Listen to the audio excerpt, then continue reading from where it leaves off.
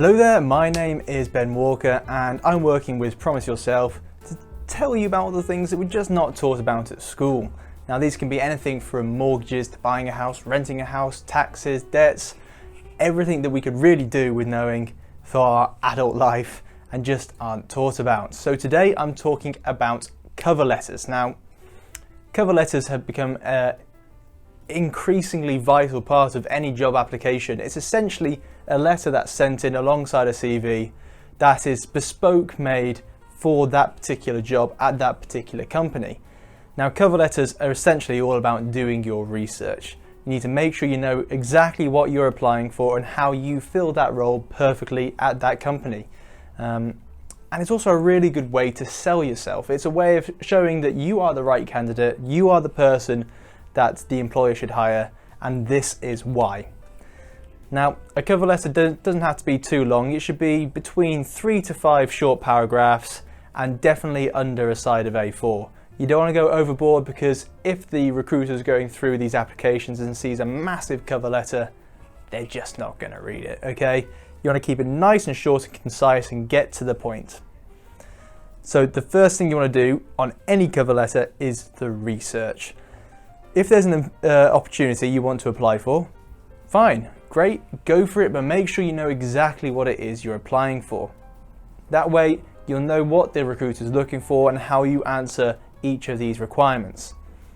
So if you're going for a job that involves lots of selling things to people, so sales face to face, then you need to show that you're personable, you can talk to people, you have the gift of the gab basically. Now, once you've done the research, obviously you need to know the job, the company, whether you're going to fit in the company is also very, very important nowadays as well, and how you fill those in. You have to actually start writing the cover letter. Now this first paragraph is very, very important. It's how you're going to get their attention, but obviously you don't want to jump in and say, hi, my name's so-and-so and I'm absolutely amazing, you have to hire me, because they're just not going to believe that. You want to make sure that there is some believability to what you're saying. You cannot say that you are actually Superman and the best person in the entire world, because no offense, but chances are they're not going to believe that even if you are. Now, like I said, it's all about getting their attention. So you want to say who you are, what you're doing now, why you're applying for this job and what you're applying for, and why you really want to work there. This is really important to show that you're keen to actually take this job on. You're not just filling this in just as another application. Now, while you're doing this, you need to be direct and professional, okay? You can't be saying all these outlandish claims. You can't be waffling on for hours and hours and hours. You need to make sure you're getting to the point so you know exactly what you're saying. So next you need to go into how you are right for this job. So you can go into all your experiences in the past and how that's made you the perfect candidate. You can talk about your hobbies and passions, previous job experience, anything that's actually relevant to what this job will be. If, for example, you're applying for sales and you once spent a week on an island by yourself talking to no one, that's not relevant job experience, okay? It might show that you're adventurous and willing to get out there and try new things, but not that good for a sales job. So essentially you need to delve into what the company's really looking for here. You need to show that you've done the research, you know what you need to prove you are. If you're writing the same cover letter for every single company, they will be able to tell, okay? You need to make sure that you know what you're talking about, you've done the research, and you're answering all the right questions before they're even asked. That shows that you'll be prepared, you're ready for this, and you know exactly what you're getting into. Now, this next paragraph is all about bulking it out a little bit, giving that little bit of extra information that could tip you over the edge, because there may be people who had very similar experiences to you, so you need to show that you can stand out somehow. You need to show that your experiences push you over the top. So any extra skills that you've picked up along the way, things you've been training to do, internships, experience, well, work experience that is, anything that you think will give you an edge in this environment, whack it in this paragraph. It's all about making sure that they know you are a well-rounded candidate, that you have all the skills you need to step into this role and really take it on. You won't be, because I think if you walk into a role and you have to spend 6 months being trained, well, that's not going to be ideal for anyone.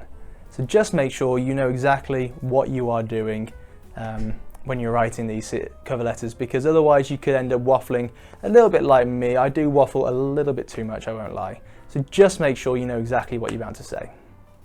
So now it is time to sum up. You need to go through basically a very, very quick summary of what you've just said. Say, thank you for even allowing me the opportunity to apply for this job. Thank you for your time for reading this. And say you're looking forward to hearing from them soon. Also, in your research, you should have found out who you're meant to be writing this to.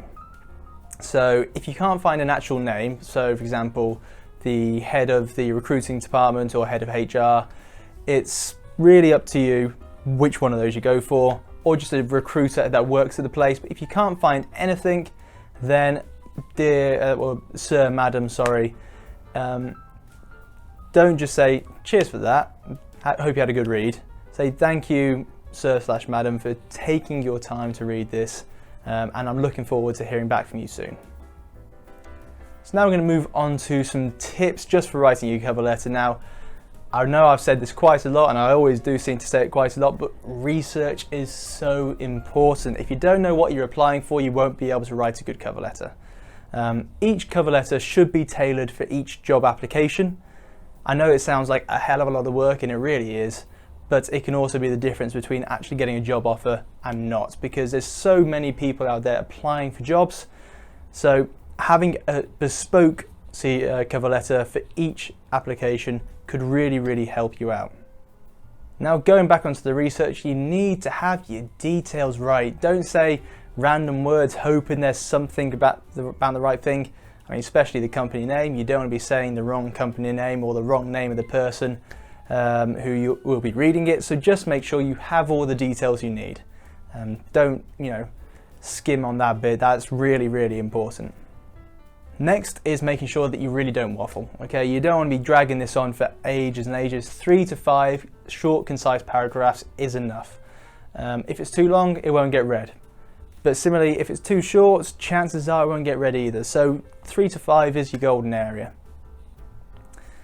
Now, of course, that's not a lot of space to work with, so you have to make sure you highlight your qualities about why you would be good for this job. So make sure you say exactly why you would fit this role in a nice short sentence. Say, these experiences have helped me. This is why I'd be good. This is what I can bring to the table. It always helps to back it up with facts as well. Now, if you are going to back it up with facts, you need to have examples. You can't just say, I did this. You see, I did this as evidenced by this. So for example, if you are applying for a sales job, as I mentioned earlier, I once worked in sales at a previous company where I increased productivity by X amount or something along those lines. Say that you had an accomplishment while you were there, and that way you could say, this is what I brought to the table there, this is what I can bring to the table now. Now, the final step of any cover letter is double and triple checking it. Don't just write it and send it off instantly, because we all know that first drafts are never that good.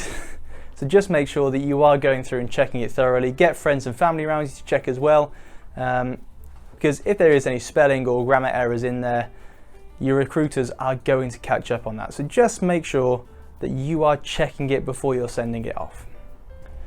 Cover letters are a vital part of an application process. If you don't have a great cover letter, chances are you won't get a job offer. What you want to do is go through each step properly, fill out each paragraph as it should be, do the research, and make sure that you are checking it at the end. Now, if you follow all these, there's no guarantee that you will get a job. I can't promise that you will, but it could put you in very good stead. My name's been Ben Walker. Hopefully you've learned something. Now feel free to give us a like and subscribe as well. Read the guide that goes along with this video as it goes into a little bit more depth as well. But please be sensible with your cover letters and CVs. Don't start waffling on just like I do.